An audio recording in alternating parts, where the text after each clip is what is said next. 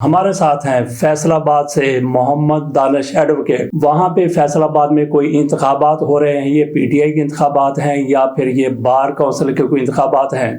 तो इसमें कई लोग हिस्सा ले रहे हैं, पीटीआई वाले, कुछ लोग जो इमरान खान के बड़े अपने आप को जानिसार कहते हैं। वहाँ पे आपको पता कि फैसलाबाद में एक लीडर, बहुत बड़े लीडर कभी हुआ करते थे, फर्रुख हबीब उनका नाम था, और वो इमरान खान के बड़े जानवर नहीं बल्कि बड़े जांबाज हुआ करते थे। लेकिन फिर आपने ये भी देखा कि जैसे फिल्मों में होता है, फवाद चौधरी को गिरफ्तार किया गया और ये गाड़ी के आगे इस तरह हीरो बन के आए कि नहीं मेरे ऊपर से गाड़ी गुजार दें। लेकिन फिर क्या हुआ? फिर वही हुआ कि जब थोड़ा सा इनको सेक पड़ा, तपश आई, तो फिर ये तहरीक इंसाफ को छोड़ के उन लोगों में शामिल हो गए जो लोग फवाद चौधरी को ऐसी गाड़ियों में बिठा के ले जाते थे। तो मोहम्मद दानिश साहब से पूछते हैं कि कौन से इंतखाबात हो रहे हैं और फर्रुख हबीब वहाँ पे क्या कर रहे हैं, इनके साथी क्या कर रहे हैं, ज़रा तफसील बताइए मोहम्मद दानिश साहब। सर, आपका पहले तो बहुत शुक्रिया, आपने मुझे टाइम दिया। सर, इंसाफ यूनियन की ना बॉडी थी, आज से कुछ साल 1.5 साल पहले 9 मई के बाद बहुत अच्छा काम कर रही। उस हवाले से ऐसे था कि उस पार्टी को पहले कहा गया, जो लोग फारूक हबीब से राब्ते में थे वो रीजन के जनरल सेक्रेटरी भी थे।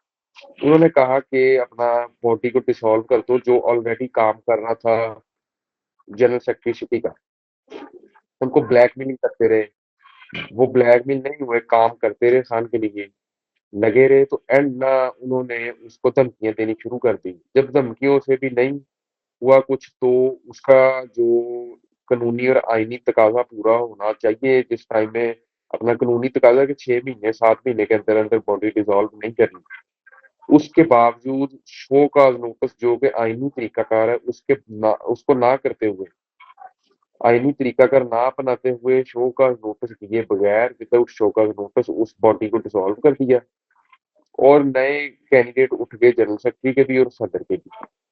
अब सर, सदर में जो कैंडिडेट थे, एक दो कैंडिडेट ऐसे हैं, मदर बॉडी के सदर का भी कैंडिडेट है, वो सिटिंग एमपी के खिलाफ लॉबी कर रहा है।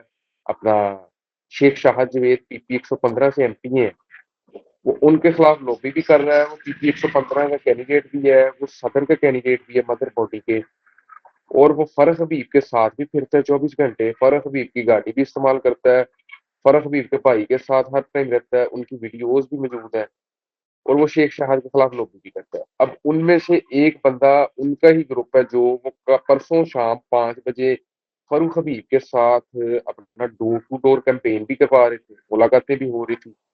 और वही बंदा जो है वो सदर का उम्मीदवार भी है, और रीजन के जो नॉमिनेट हमारी पार्टी के जनरल सेक्रेटरी हैं, उनके साथ वो बंदा फिर भी रहा।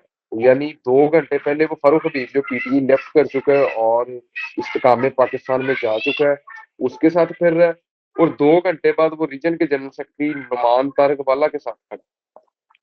तो हमारा ये मुतालबा है कि हम चाहते हैं, ये आपके थ्रू, मीडिया के थ्रू, कि पार्टी जो है, खालिद खुर्शीद साहब चीफ ऑर्गेनाइजर है, अपना आलिया हमजा साहिबा पंजाब की ऑर्गेनाइजर है, मीना खान अफरीदी, गुलरेज इकबाल साहब मरकज के सदर और जनरल सेक्रेटरी हैं। तो उनसे ये गुजारिश है कि वो इस चीज पे नोटिस ले कि एक बंदा पार्टी को छोड़ चुका है, पार्टी को लेफ्ट कर चुका है, उन बंदों के साथ भी राब्ते में है, और पार्टी के ओहदे पे भी बैठा है और पार्टी को भी चला रहा है। यानी जो बंदे सिटिंग एमपीए से भी मुखालफत करते हैं, उनसे भी राब्ते में है, और जो पार्टी को बोलते हैं उनसे भी राब्ते आप भी इन इलेक्शन में हिस्सा ले रहे हैं, आप भी कैंडिडेट हैं? में।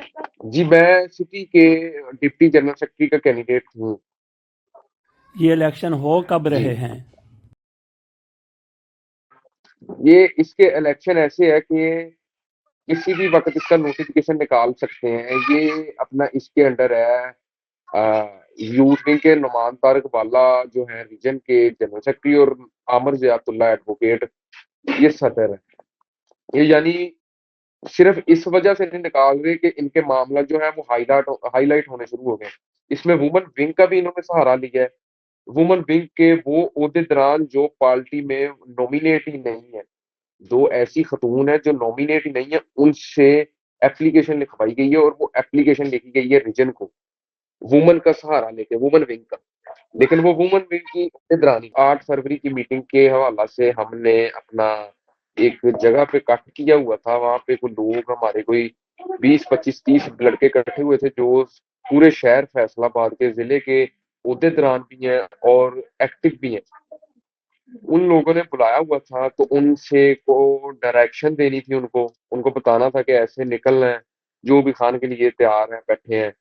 तो उधर से हम जैसे ही मीटिंग से फ्री हुए हैं तो 5 मिनट बाद रेड हो गई है पुलिस की। पुलिस की भारी भरकम वहां पे आ गई है गिरफ्तार करने के लिए। लेकिन हम उधर से बच के अल्लाह ने महफूज रखा और हम आगे मंजिल की तरफ निकल गए। आगे हमारी मीटिंग थी वहां पे। उसके बाद सर हम यानी हमारी डेली की एक रूटीन बन चुकी है ना। अब हम 2-3 बजे यानी हम घर में पहुंचते हैं। जो हमारा ग्रुप है उसमें हमारे जनरल सेक्रेटरी हैं, जनरल सेक्रेटरी अयूब खान साहब हैं। बहुत ही अच्छे वर्कर हैं। खान के लिए उस वक़्त डटे रहे जब एमपी, एमएनए और बड़ा-बड़ा खान का चाहने वाला नहीं निकलता था। फैसलाबाद में उन लोगों ने कैंपेन चलाई। उनके सदर भी छोड़ के भाग गए लेकिन वो जनरल सेक्रेटरी खड़ा। उसके बाद सर हमारे मदर बॉडी के सीनियर वाइस प्रेसिडेंट आतिफ यकूब साहब, वो सर पुराने पीटी के फेस हैं, जियादे हैं। यूथ विंग के तो नहीं है लेकिन मदर पार्टी के उसके बावजूद वो हर मीटिंग में पहुंचते हैं। और फैसलाबाद में अगर देखा जाए वुमन विंग है। वुमन विंग में डिप्टी जनरल सेक्रेटरी है नरगस नहीर साहिबा। आपको शायद याद होगा 25 मई को एक पुलिस वाले ने एसएचओ आबिद जट ने उन पर पिस्टल भी उतारना था। वो औरत सर पीटीआई की बहुत ही इस फैसलाबाद में बहुत ही तेज है, बहुत ही ज्यादा पार्टी के लिए वर्क कर रही है। यानी हर गली में पहुंचती है, रेटें उसके घर होती हैं, 10-10, 20-20 पुलिस के डाले आते हैं। लेकिन वो उसके बावजूद खड़ी है, डटी हुई है। बाकी जो सिर्फ एंजॉय कर रहे हैं ओहदे, प्रोटोकॉल एंजॉय कर रहे हैं। सर वो ऐसे हुआ था। वो आपसे बात की, मैंने कहा जी मैं आपने कहा 9 बजे मैं आपको कॉल में लूंगा और आपसे बात करूंगा। लेकिन सर उसके कुछ फौरी बाद पुलिस की रेड हो गई। हम जिधर बैठे थे उधर पुलिस की रेड हो गई। एक रात को हुई, एक दिन को हुई। यानी ऐसे है, यानी मैं तो इसमें मेरे तो जो उनकी वजह से हो जाती है ना। कुछ हमारे दोस्त ऐसे हैं जिनके घर 5-5 मिनट बाद वक्फे से वक्फा बवक्फा रेड होती है। आप वकील हैं, कोई कानूनी चाराजोई नहीं जी मैं करते जो रेड स्टूडेंट होती है आप पर? मैं स्टूडेंट हूँ सर जी। सर देखिए मैं तो अभी स्टूडेंट हूँ। हमारे जो इधर से अपना रीजन के एडिशनल जनरल सेक्रेटरी हैं वो एडवोकेट हाई कोर्ट और पुराने वकील हैं। चंगेज खान काकड़ साहब एमएनए है, वो पुराने वकील और नामी वकील है। उनके घर को नहीं छोड़ा जा रहा। कल रात इस्माइल सीला साहब एडवोकेट है, वो भी उनके घर भारी नफरी ने रेड की। एक हमारे दोस्त है, उनके घर दरवाजे तोड़ के उनको अरेस्ट कर लिया गया। सर 8 फरवरी फैसलाबाद ने जैसे आज से साल पहले 8 फरवरी में क्लीन स्वीप किया और अपना फैसलाबाद को नाम दिया गया कि ये केपी के है, मिनी केपी के है। तो इंशाल्लाह 8 फरवरी जो है पूरी दुनिया में, पाकिस्तान में पीटीआई के जो चाहने वाले हैं वो देखेंगे कि फैसलाबाद हर चीज में आगे है। फैसलाबाद सबसे पहले होता ये तब होगा अगर फड़े ना गए तो। है। जी ये भी है, ये भी है अगर गिरफ्तार ना हुए तो। बाकी इंशाल्लाह हमारे जो नौजवान हैं, हमारे भाई हैं, हमारे साथी हैं, वो बहुत ही इस चीज में एक्सपर्ट है। वो पुलिस को चकमा देने में बहुत तेज है। वो नहीं हाथ आते। वो अपना जी मेरा फैसलाबाद में NA 104 है।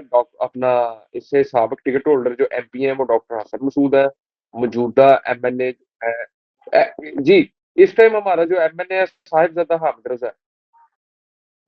गोया आपका तलक झंग बाजार घंटाघर के इर्द जी गिर्द जी जी कहीं जी से जी है। जी। हसन न्याजी MP है हमारा जी। P110 और NA14।